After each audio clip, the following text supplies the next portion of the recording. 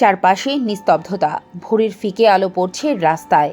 ফজরের নামাজের পর সোশ্যাল ইসলামী ব্যাংকের স্বতন্ত্র পরিচালক আব্দুর রহমান প্রতিদিনের মতোই সকালে হাঁটার জন্য বাড়িধারা DOHS মসজিদ থেকে বের হন। হঠাৎ তার সামনে এসে থামে নম্বর প্লেটবিহীন একটি মাইক্রোবাস। কয়েক সেকেন্ডের মধ্যেই তাকে জোর করে তুলে নেওয়া হয় গাড়িতে। প্রায় একই সময়ে উত্তরা এলাকায় থাকা হুমায়ুন কবিরের বাড়ির দরজায় দ্রুত কড়া নাড়ার শব্দ। দরজার ওপারে প্রশাসনের লোকজন, তারা নাকি তৎকালীন SIBL বোর্ড সচিব হুমায়ুন কবিরকে খুঁজছেন। বাথরুম থেকে বের হতেই তুলে নেওয়া হয় তাকে।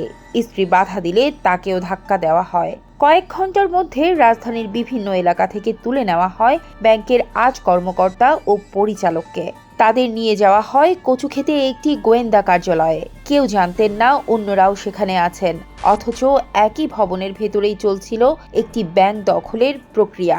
সেদিন দুপুরে মতিঝিলে SIBL এর 404তম বোর্ড সভা হওয়ার কথা ছিল, কিন্তু সভার স্থান বদলে নেওয়া হয় ওয়েস্টিন হোটেলে। হুমায়ুন কবির যখন কনফারেন্স রুমে ঢোকেন, তখন তিনি দেখেন সেখানে বসে আছেন এস আলম গ্রুপের চেয়ারম্যান মোহাম্মদ সাইফুল আলম। উপস্থিত কর্মকর্তাদের ভাষ্য অনুযায়ী পুরো প্রক্রিয়া পরিচালনা করছিলেন তিনি।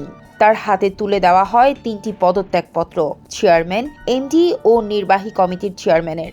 অভিযোগ অনুসারে সাদা কাগজে জোর করে সই নিয়ে সেগুলোকে পদত্যাগপত্র বানানো হয়। সাধারণত একটি বোর্ড সভা চলে 3 থেকে 4 ঘন্টা, কিন্তু ওয়েস্টিনের সেই সভা শেষ হয় মাত্র 30 মিনিটে।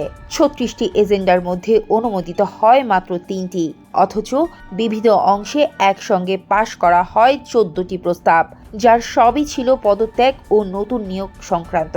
চেয়ারম্যান করা হয় অধ্যাপক আনোয়ারুল আজিম আরিফকে। নির্বাহী কমিটির চেয়ারম্যান হন এস আলমের জামাতা বেলাল আহমেদ। নতুন MD হিসেবে আনা হয় কাজী ওসমান আলীকে। ঘটনার দিন সন্ধ্যাতেই কয়েক ঘন্টার ব্যবধানে সব অনুমোদন দিয়ে দেয় বাংলাদেশ ব্যাংক, অথচ স্বাভাবিকভাবে এমন প্রক্রিয়ায় 1 সপ্তাহ বা তার বেশি সময় লাগে। একজন গোয়েন্দা কর্মকর্তা গভর্নরের সচিবকে বলেন, আমি প্রধানমন্ত্রীর কার্যালয়ের নির্দেশে এসেছি। এরপর রাত 9টার মধ্যেই সব অনুমোদন সম্পন্ন হয়। দখলের কয়েক মাস পর থেকেই এস আলম গ্রুপ ও সংশ্লিষ্ট প্রতিষ্ঠানগুলোকে বিপুল ঋণ দেওয়া শুরু হয়। 2024 সালের সেপ্টেম্বর নাগাদ SIBL এর মোট ঋণ দাঁড়ায় 37,841 কোটি টাকা। এর মধ্যে 7,600 কোটি টাকা যায় এস আলম গ্রুপ ও তাদের সংশ্লিষ্ট প্রতিষ্ঠানে। খেলাপি ঋণ বেড়ে দাঁড়ায় 23,575 কোটি টাকা। মোট ঋণের 62.3%। মাত্র 30 কোটি টাকা মূলধনের ইনফিনিয়া স্পিনিং মিলস একাই নেয় 331 কোটি টাকা ঋণ ও 127 কোটি টাকার LC সুবিধা। বর্তমানে তাদের দায় 815 কোটি টাকা খেলাপি। বিশ্লেষকদের মতে এটি কেবল একটি ব্যাংক দখল ছিল না, এটি ছিল রাষ্ট্রীয় শক্তি ব্যবহার করে কর্পোরেট নিয়ন্ত্রণ প্রতিষ্ঠার বিরল ঘটনা। INM এর নির্বাহী পরিচালক মোস্তফা কে মুজেরি বলেন, একটি ব্যাংক দখলে গোয়েন্দা সংস্থাকে ব্যবহার করা অত্যন্ত অস্বাভাবিক ও অযৌক্তিক। তারল্য সংকট, খেলাপি ঋণ ও মূলধন ঘাটতিতে শেষ পর্যন্ত SIBL কে 2025 সালে আরও 4টি দুর্বল ব্যাংকের সঙ্গে একীভূত করা হয়। যারা সেদিন কচু খেতে ছিলেন, তাদের ভাষায় সবকিছু একজনকে কেন্দ্র করেই পরিচালিত হচ্ছিল, আর তিনি ছিলেন এস আলম।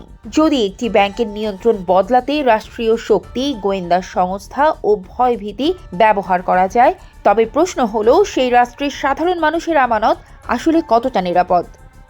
সিটিজেন ভয়েস, দেশ ও মানুষের সংবাদ।